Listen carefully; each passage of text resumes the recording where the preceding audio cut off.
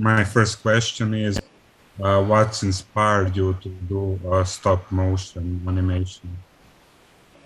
So stop motion, for me, stop motion, I was studying on Fine Art Academy in Zagreb, graphic. And then I went on my 4th year of studies, I went to Norway to study animation, because I actually didn't know what to do after the fine arts, so I just went to exchange studies there, and that's where I was introduced to animation. And on my 2nd year, we had stop motion, and I just realized this is what I want to do. It wasn't something that I was introduced before, and that I was like doing flip books or anything like that. I was very late introduced to animation. And yeah, stop motion like really attracted me because it was, maybe because it's like physical, because this miniature world is like so tactile, and making things with hands really attracts me rather than digital. So yeah, that's my reason how. I had an interest as a child in stop motion, and I was fascinated with a lot of stop motion films, like Ray Harryhausen's Voyage of Sinbad and Jason and the Argonauts. This really early, well, they're a combination of live action and stop. They have stop motion sequences, and a lot of things like Wallace and Gromit and kids stop motion things as well really fascinated me. So I did make some little, let's say, experiments when I was a kid. But I didn't study animation. Well, I did new media and animation later, but my original bachelor's was in performance art. So my background's more performance art and puppetry, really. And not until I met Ivana and then came to Zagreb in Croatia was I professionally involved in stop motion. But I've always had a passion for it. It's a particular kind of magic of cinema, which really, I think once you get hooked to stop motion, you're kind of there for life. How does your character creation, what's it looks like?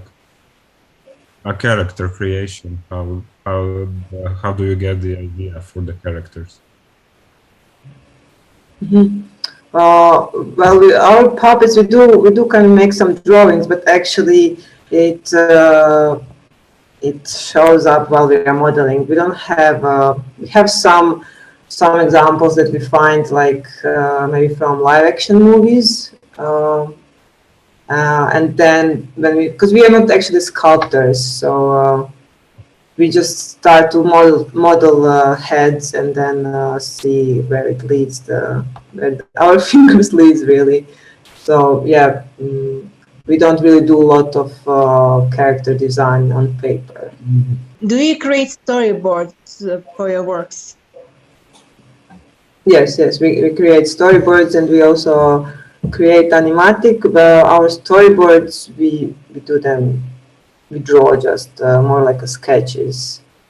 But for us, it's more important animatic than storyboard. I mean, storyboard we have to do, but animatic is.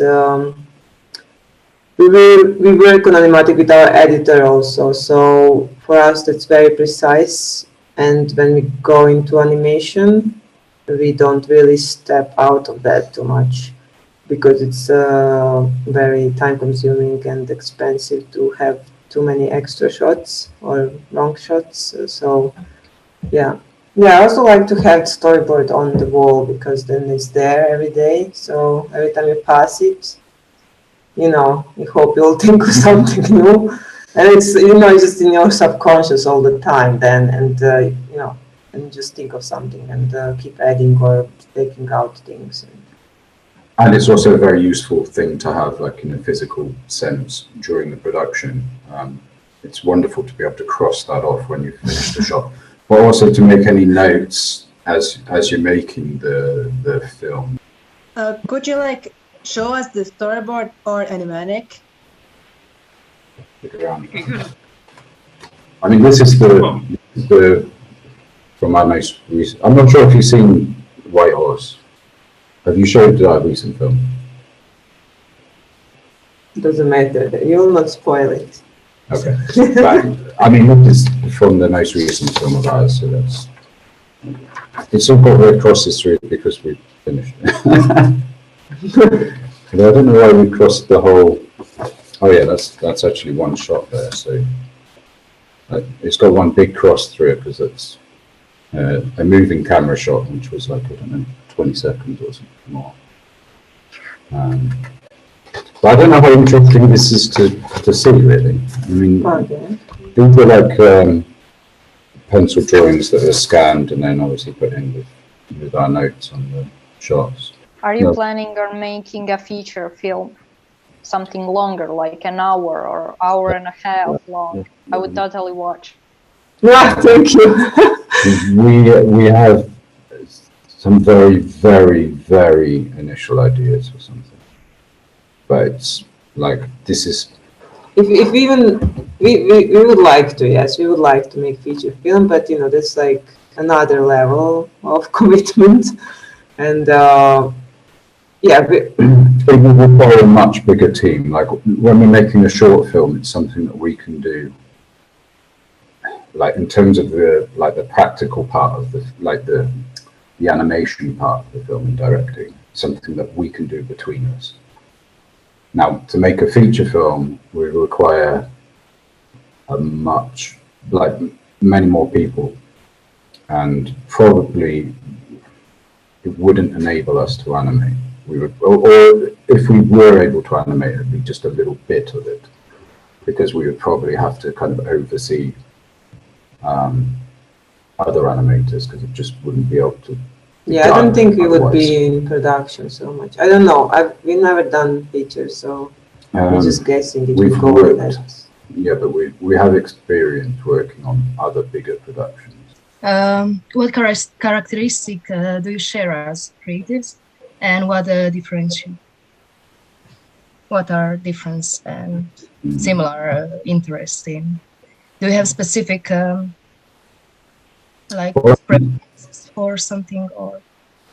I think generally, like us, our aesthetic tastes are quite similar. So in terms of like styles, I think we have a lot in common. We like similar films. Same films. Similar color palettes. I mean, I do kind of like horror films a bit more than you do. I don't like horror so and much. but we're both like actually quite interested in science fiction as well. Yeah, we have, you know, when we are modeling, and we are totally have trust in each other, so we don't like. Yeah, I think we have quite a similar style. Yeah. And similarities. Our music tastes are a bit different. I suppose our tastes in like fine art are a bit different. Mm. Yeah, I think I'm probably a bit more conceptually like. well, because my background in performance, I think I've got like an attachment to kind of performance art as well, which you don't really have so much. I'm more to experimental video and art. Yeah. Could you please describe your work in 3 words? How do you mean? Like concept of our like? All of our For example, you're showing a movie to someone who hasn't seen it, and you have to describe it in 3 words. 3 words. Wait, which film, or is it like all of our films? All of them. Oh, that makes it. Maybe you have 6 words because the 2 of you. Can we have like one word? Can we use one word for each film then? Because we have 3 films. Oh, how would you even sum it? No, it would be like. Atmosphere. I would say emotion. Emotion. Like. Stillness. There. Yeah, I would go with emotion, uncanny, and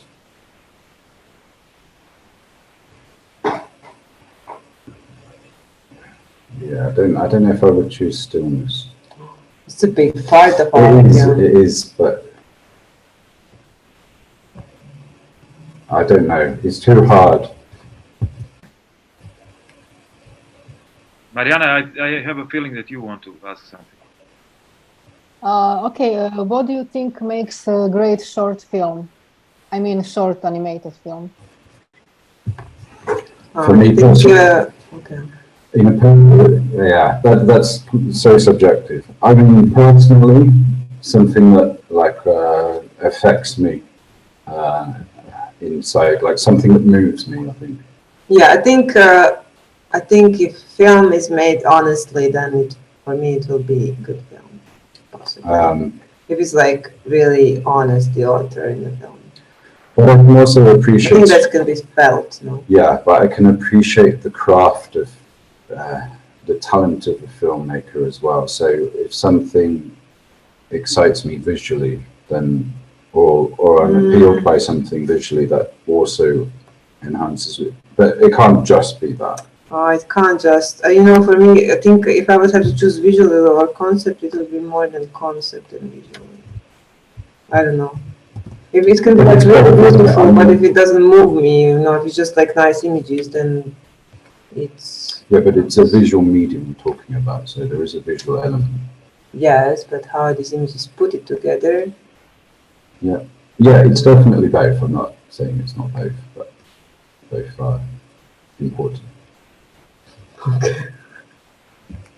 Nearing the end, I would like to ask, what would you say to younger animators that want to get into stop animation? I would say the best way to kind of improve skill at stop motion is to practice it.